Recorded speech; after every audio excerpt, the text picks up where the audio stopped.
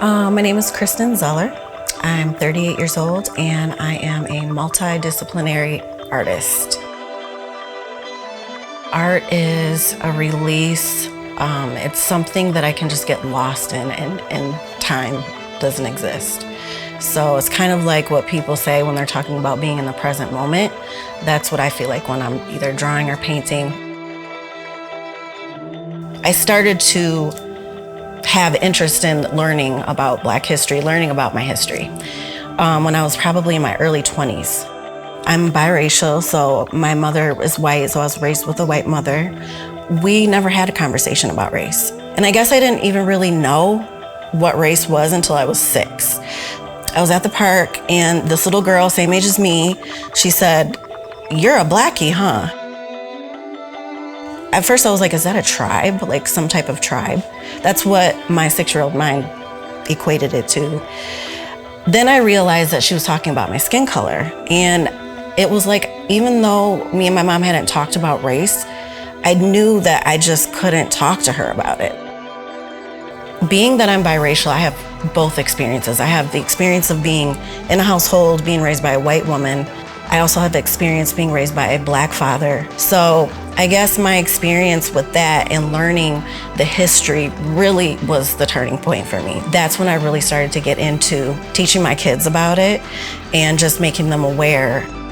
Once you gain that knowledge, there's no going back. So you are aware of so many things that, you probably never noticed.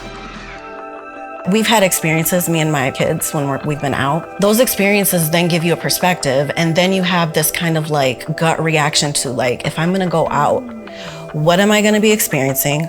Who am I gonna have to like have a confrontation with today?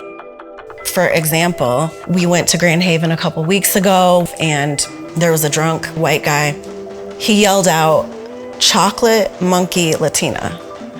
I mean, what do you do when somebody just, while you're having a great time with your family and somebody just says that? What do you do? Like, how do you, most of the time you're just so caught off guard that you just kind of like walk away. To be honest, we just walked away. We were just like, wow, this just happened.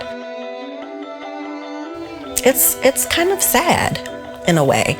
And I don't want to make it sound like I'm dwelling on this and it's like 100% of my energy is like I'm always thinking about this, but I would say like 95% of my energy I'm thinking about race and I'm thinking about inequality and injustices.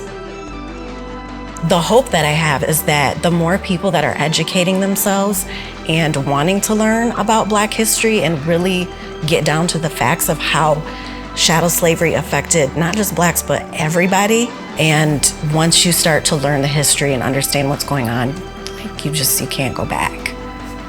And that's the hope that I have, is that people will take the time to really take this serious.